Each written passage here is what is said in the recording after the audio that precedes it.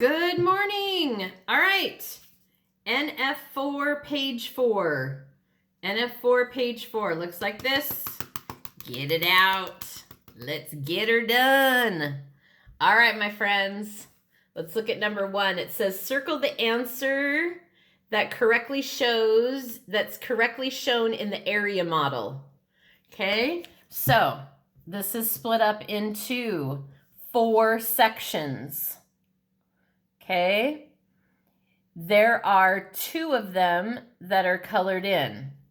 Okay, so what is the answer going to be? What do you think? Well, 2 times 1/4. If I have 1/4 here and I have 1/4 here, 2 times 1/4. I have 2/4, which is half. Is that half? Yes. This is only 1/4. That doesn't work. This is going to be 4/4, which is 1. No, all 4 of them aren't colored in. And this one's going to be 8/4, which is 2. There's not 2 of them. So my correct answer is 2 times 1/4. All right. Let's look at the second one. It's very similar, but this one is split up into 8 pieces. How many of those 8 pieces are colored in? There are 3 of them. Okay, so if I look at this one, that's just going to be 1/8. 1 times any number, even if it's a fraction, is just that same number. Well, that's not 1/8. Okay, I have 3 times 8/8. 8/8 equals 1, so that's 1 whole. So 3 times 1 is 3. There would need to be 3 whole bars of those. That one's not correct. 3 times 1/8. 1/8, 1/8, 1/8. 3 times 1/8. That one's looking pretty good. Let's do this. 1 times 3/8. 1 times 3/8. Well, 3/8, that's 3/8 times 1, but that's not all one piece. So the correct answer is 3 times 1/8. All right. Number 3 says, solve the following problem. Show your answer in simplest form. This is just multiplying. We put that whole number over 1 and we multiply across. Now, these aren't going to be lined up perfectly, but we've done them enough. We're okay with that. 3 times 1 is 3. 1 times 5 is 5. So 3 times 1/5 is 3/5. And that one does not need to be reduced because it is a proper fraction because it has a big bottom. All right, number 4. Put it over 1. 2 times 2 is 4, right? 2 times 2 is 4. 1 times 6 is 6. I know that both of those are even numbers. I'm thinking that I can make that into a simpler form, okay? If I divide the top by 2 and divide the bottom by 2, what is 4 divided by 2? That is 2. And what's 6 divided by 2? That is 3. So the simplest form is 2/3. All right.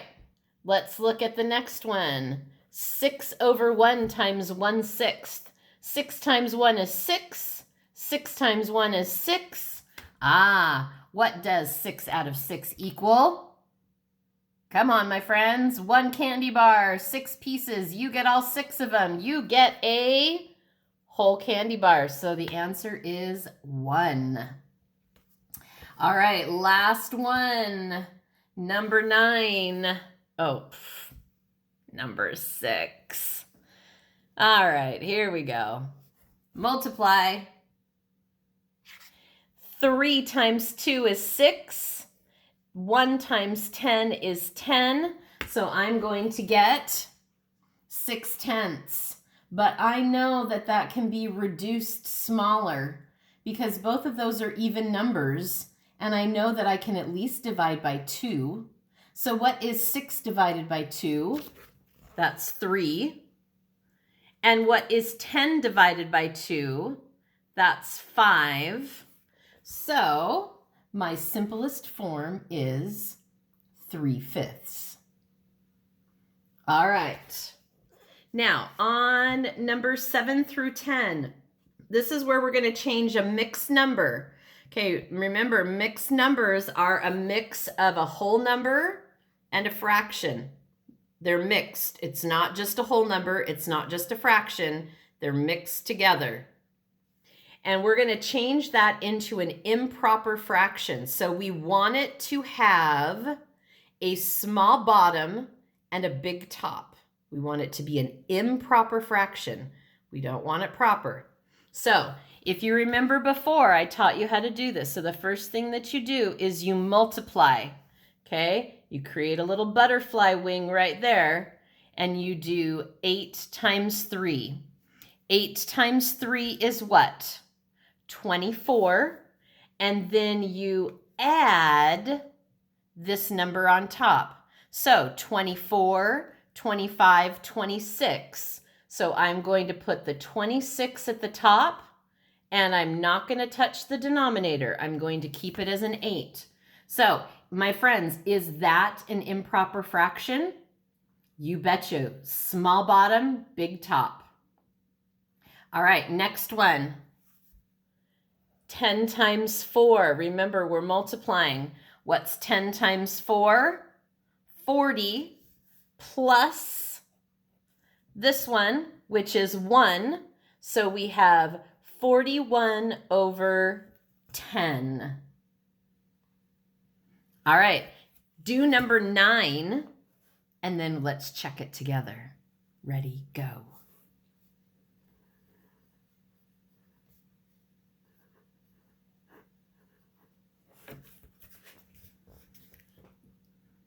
Did you get that answer? Did you get 20 over 8? 8 times 2 is 16. 16 plus 4 is 20 over 8. All right, do number 10. Go, go, go.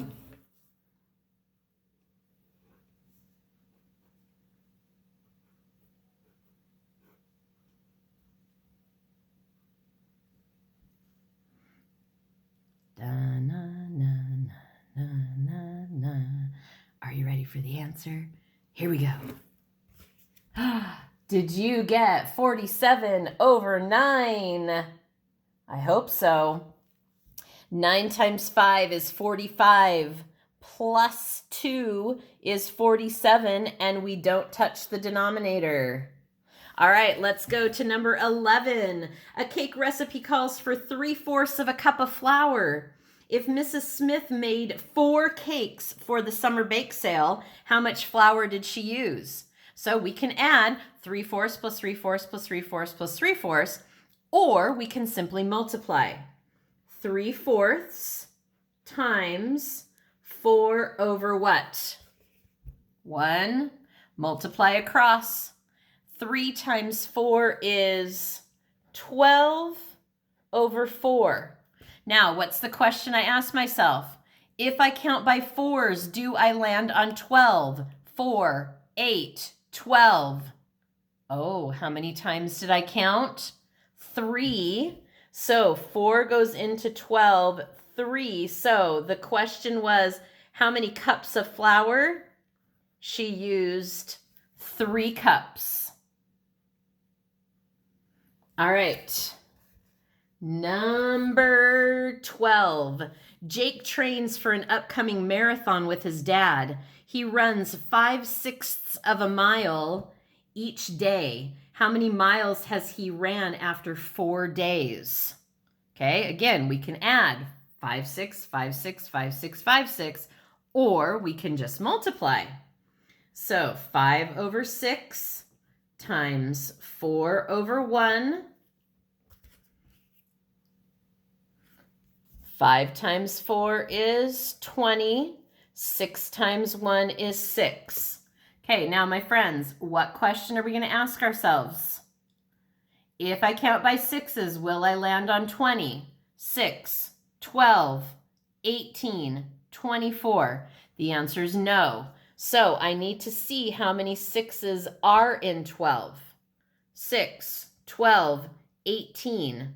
The closest I can get is 18, which is 3. So he's going to have run 3 whole miles. And then what's the difference between 18 and 20? 2. And do we touch the denominator? Nope, we don't touch the denominator. So he ran 3 2/6 of a mile. Now, for those of you that are thinking, wait a second, Mrs. Nelson, 2/6 can be simplified. You're so correct. If I divide the top by 2, what's 2 divided by 2? 1. And what is 6 divided by 2? That is 3. So the simplest form of my answer is 3 1/3. Now, I will accept this answer, but this is the answer that you will need to give starting in 5th grade. So you might want to start thinking about it and practicing. All right, number 13. Debbie needs 2/3 of a cup of water for each flower. She had 8 flowers to water. How much water did she use? Okay, so again, 2/3 times 8/1. Okay, there it is. 2 times 8 is 16. 3 times 1 is 3. Now, the question is, if I count by threes, will I land on 16? 3, 6, 9, 12, 15, 18. Okay, so I need to find out how many threes are in 16. So 3, 6, 9, 12, 15. The closest I can get is 15, which is 5 threes. So I'm going to put a large number 5. That's my whole number.